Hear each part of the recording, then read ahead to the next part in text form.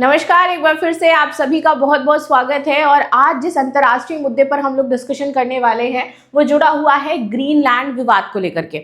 आप सभी जानते हो कि अमेरिका एक छोटे बच्चे की तरह जिद पकड़ के बैठ गया है कि भाई मेरे को तो ग्रीनलैंड चाहिए ही चाहिए। अब ग्रीनलैंड को लेकर के जब ईयू से ये कहा गया कि भाई आप ग्रीनलैंड का मुद्दा छोड़ दें, ईरान का मुद्दा इंटरनेशनली बहुत ज़्यादा ज़रूरी हो जाता है, तो उसके बाद डोनाल्ड ट्रंप ने बोला कि देखो अब तो हम आपका एक द्वीप है वो लेंगे। यानी कि अगर आपने यूएस को ये मना कर दिया कि आप ग्रीनलैंड से हट जाओ तो फिर वो आपके क्षेत्र पर कब्जा करने के पॉइंट ऑफ व्यू से चीज़ें विचार करने लगेगा। तो चलिए इसी पर बातचीत कर लेते हैं कि क्यों अमेरिका, यूरोप और नाटो पर इसका दबाव ज़्यादा बढ़ता जा रहा है। सबसे बड़ी चीज़ अगर हम बात करें ग्रीनलैंड की, तो आपको पता होगा तो जो डेनमार्क है फिलहाल में जो पूरी तरीके से इसको नियंत्रित करता है वो डेनमार्क नाटो का सदस्य है। और इसी बीच नाटो का सदस्य आपका यूएस भी हो जाता है। अब नाटो की एक अवधारणा क्या है कि नाटो देशों पर अगर कोई हमला करता है तो ये माना जाएगा कि पूरे नाटो देश पर हमला हो, किसी भी एक देश पर अगर हमला किया गया है तो। अब अगर नाटो देश आपस में ही लड़ने लगे तो इसकी जो भावना है वो पूरी तरीके से वैसे ही वॉयलेट हो जाएगी। तो मुद्दा ये खड़ा हो जाता है कि जब दो नाटो देश आपस में अगर लड़ जाएंगे तो फिर क्या स्थिति होगी। और इसी को लेकर के पूरे यूरोप में यहाँ पर बहुत ज़्यादा टेंशन और दबाव बना हुआ है। तो चलिए अब इसी पर थोड़ा सा बातचीत कर लेते हैं। ग्रीनलैंड को लेकर के अंतर्राष्ट्रीय राजनीति में नई लड़खड़ाहट सामने आई है। अच्छा, अब देखो, अमेरिकी राष्ट्रपति डोनाल्ड ट्रंप ने एक बार फिर कहा है कि ग्रीनलैंड पर अमेरिका का नियंत्रण चाहिए। अब मैं बता देती हूँ कि ये क्यों चाहते हैं कि ग्रीनलैंड पर अमेरिका का नियंत्रण हो। रीजन ये है कि अगर ग्रीनलैंड यूएस को मिल जाएगा तो इनका कहना है कि मेरा जो यूएस है ना वो बाहरी खतरों जैसे कि रशिया और चाइना से बच सकता है। क्योंकि अगर हमने ग्रीनलैंड पर आज कब्जा नहीं किया तो रशिया और चाइना उस पर कब्जा कर लेंगे। और अगर रशिया चाइना यहाँ तक पहुँच गए तो यूएस का जो नेशनल सिक्योरिटी है वो वायलेट होगा। तो उनके अकॉर्डिंग अब पूरे वर्ल्ड में जो विदेश नीति है वो बस इतनी ही है कि जो अपने देश की रक्षा के बीच में आ रहा है उसे साइड कर दो। इनका मानना है कि यही एक देश धर्म होता है और इसका मैं पालन कर रहा हूँ। तो अमेरिका की रक्षा जहां कहीं से भी होगी और कहीं से भी अगर उसमें दिक्कतें क्रिएट हो रही होंगी तो हम उस देश को साइडलाइन कर देंगे। सिंपल सी बातें हैं। अब देखो यहाँ पे हुआ क्या है। यहाँ पे इन्होंने बोला है कि अगर कोई ग्रीनलैंड की बात हमारी नहीं मानेगा तो उसके ऊपर हम क्या करेंगे, 10% टैरिफ लगा देंगे अगर किसी ने भी ग्रीनलैंड का समर्थन किया और अमेरिका के खिलाफ गया तो। ठीक है, चलो अब ये तो बात रही इनकी कि यूरोपीय देशों पर ये 10% टैरिफ लगाने की धमकी दे रहे हैं। आगे बात करते हैं तो ग्रीनलैंड जो है वो उत्तरी अटलांटिक व आर्कटिक क्षेत्र में स्थित है।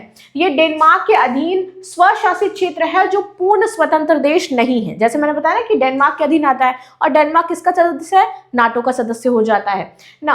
अमेरिका पहले भी 1946-2019 में ग्रीनलैंड को खरीदने की बात करता रहा, लेकिन हमेशा डेनमार्क ने बोला और इवन ग्रीनलैंड ने भी बोला कि भाई हम बिकाऊ नहीं है जो आप मुझे खरीद सकते हो। हालिया दावे इसे फिर से अंतर्राष्ट्रीय विमर्श पर ले आए हैं और इस बार के जो दावे हैं वो पुराने दावों से कई ज्यादा मजबूत हैं। सबसे बड़ी बात कि जब 2024 में ये आए थे तभी इन्होंने आते ही सबसे पहले बोला था कि भाई ग्रीनलैंड मुझे चाहिए, मैं ग्रीनलैंड पर कब्जा करके रहूंगा ना। यूरोप की प्रतिक्रिया यह है कि पोलैंड ने स्पष्ट कहा है बड़े देशों को छोटे देशों पर कब्जा करना नहीं चाहिए और अंतर्राष्ट्रीय कानून का सम्मान करना जरूरी हो जाता है। बट अमेरिका इसके विपरीत सोचता है।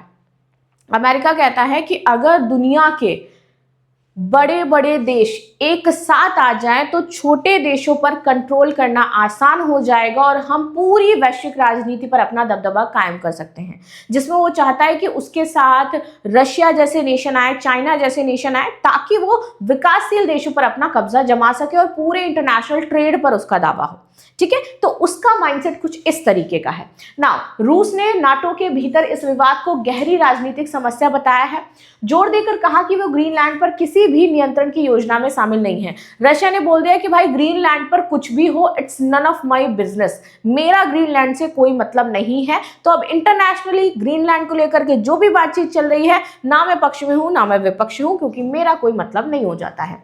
वैश्विक राजनीतिक परिदृश्य तो यूरोपीय नेताओं तथा नाटो के सदस्यों में चल रही बहस इस ओर इशारा करती है कि अगर अमेरिका ग्रीनलैंड को अधिकार के लिए दबाव बनाए रखता है तो ट्रांस अटलांटिक सुरक्षा ढांचे को चुनौती दे सकता है। रूस और चीन ने भी इस मुद्दे पर प्रतिक्रिया दी, जिसमें कि वैश्विक शक्ति समीकरण और भी ज्यादा जटिल हो गया। ग्रीनलैंड का रणनीतिक महत्व मैंने आपको जैसे पहले ही बताया कि एक तो सबसे पहले इसकी जो स्थिति हो जाती है, भू रणनीतिक स्थिति, जहां पर ये लोकेटेड है। लोकेटेड कहां पर है? आर्कटिक और उत्तरी अटलांटिक पर ये लोकेटेड हो जाता है। सैन्य आयाम की बात करूं तो अमेरिका का थुले एयरबेस मिसाइल चेतावनी प्रणाली यहां पर है, ठीक है। प्राकृतिक संसाधन तो यहाँ पर आपके दुर्लभ खनिज आरिरीज, जिसको लेकर के इंटरनेशनल लड़ाइयां चल रही हैं, वो यहाँ पे मिलेगा। तेल और गैस के भंडारण हैं बड़े बड़े, और दुर्लभ जो पृथ्वी तप्त हो जाते हैं वो भी यहाँ पर आपको देखने को मिलेंगे। आर्कटिक शिपिंग रूट्स की बात करें तो जलवायु परिवर्तन से नए समुद्री मार्ग यहाँ पर खुलेंगे, क्योंकि आर्कटिक की बर्फ पिघल रही है। तो ये वाला है कि पहले आओ पहले पाओ वाली चीजें हैं।